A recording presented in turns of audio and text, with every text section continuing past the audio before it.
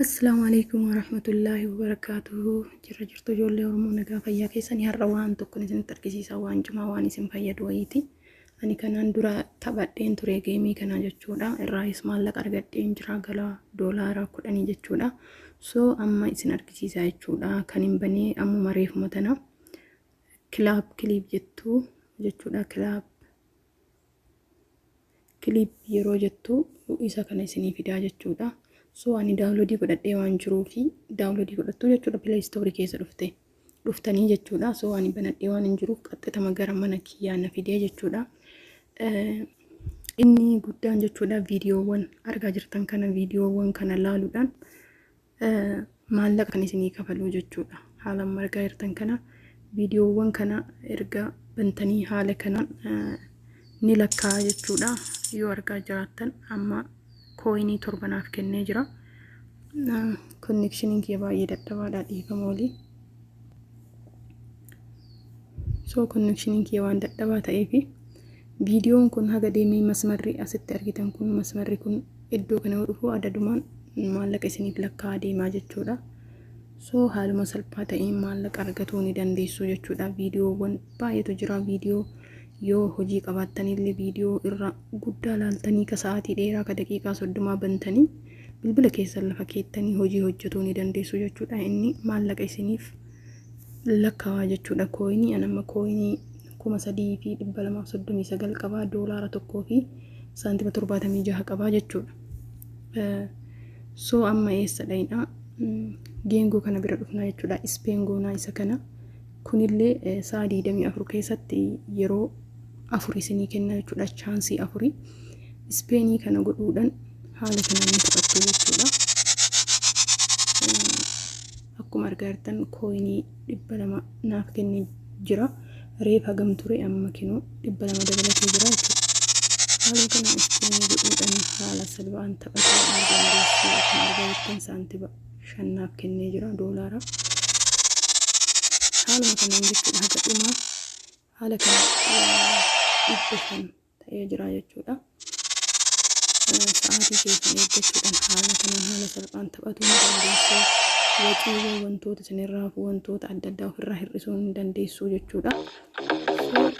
اطلب من مطاعمنا مع كود جيران ولك خصم 50% وتوصيل مجاني على طلبك الأول.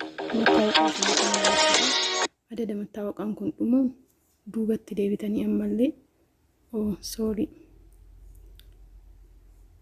ammallee Ispeen gootuu jechuudha. Saantiba 3 kennee jira jechuudha. Amma haaluma kanaa haga ilaa doolaara 10 gahutti taphatuu ni dandeessu jechuudha. Sittiin dheeressu jecha kinoo reef Ispeenii qabaa ture amma Ispeeniin 0 ta'ee jira.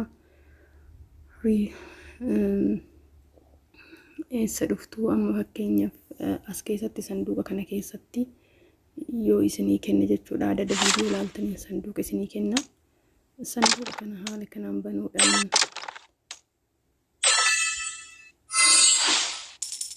haala kanaan jechuudha. Amma meeqa ta'ee jira? 4241 ta'ee jira jechuudha. Reef 3000 wayii hagan argannee jirra jechuudha. Dhawaatuma isin bantanii ni argattu jechuudha. So karaa PayPalaatiin baafatuu ni dandeessu maallaqa keessanii jechuudha. Kuni karaa PayPalaatiin karaa PayPal kanallee dubbisuu hin danda'u waa'ee PayPal moo jedhama mire karaa PayPalaatiin baafatuu ni dandeessu.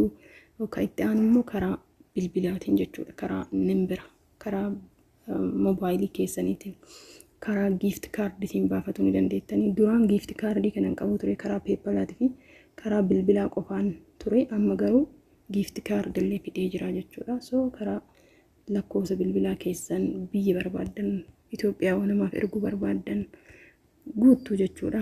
Biyya keessa jirtan yoo hiriyaa keessan illee yoo ta'e nama jaalattaniif jechuudha. Yoo erguu fi barbaadan yoo inni asitti birrii doolaara 10 yoo ta'e erguu ni dandeettu jechuudha. Amma doolaara 1 fi saantima 84 yeroo itti aanutti yoo doolaara 10 irra ga'e isin argisiisa jechuudha. So baay'ee easy tokko cash out gootanii baafachuu ni dandeessanii. Asitti illee gaafa inni as ga'e coinii kana jechuudha.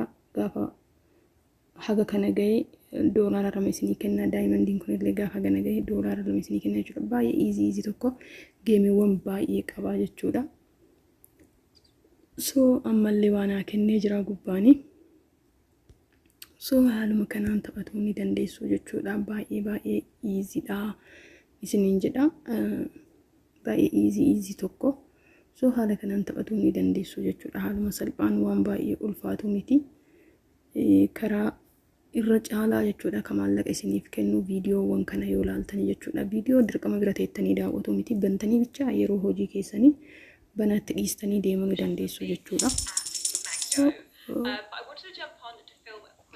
Haaluma kanaan viidiyoo yoo argaa jiraattan qo'aa as keessatti saanduqa asiitiin argaa jirtanii adaduma viidiyoon as deemaa deemuun saantiba xaraaqamaa deemaa jechuudha. Adaduma viidiyoon as deemuun saantiba xaraaqamaa deemaa jechuudha. Saanduqa kana keessatti dura akkanan turre garuu ammaa kana hin jijjiire jechuudha.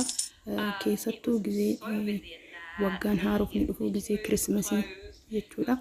Sirriitti giiftii baay'ee giiftiiwwan babbareedaa namaaf kenna jechuudha. Namoonni geemii kana haga doolaara 800 argatan illee ni jiru jechuudha. Haala salphaan jechuudha. Namoonni internet irraa online irraa hojii sirriitti hojjetu beekan jechuudha. Namoota baay'eetu hojjeta jechuudha hojii online kana. Kilaabii kana namni hin beekne hin jiran jedhu maaliif Itoophiyaa keessattuu namoonni baay'een taphataa jiru jechuudha. Maallaqa irraa argataa jiru jechuudha. So isa baay'ee salphaadha jechuudha. Karaa duubatitti deebi'ee isin argisiisa. Geemiiwwan kana ni argitu jechuudha. Geemiiwwan kana keessaa dhuftanii taphatuudhaan wantoota baay'eedha jechuudha. Geemiin inni keessatti qabate geemii baay'ee tokko. Inni guddaan intarneeta bichaa qabaatudha jechuudha. Intarneeta qabaattan taanaan homaa wanni isin rakkisu hin jiru.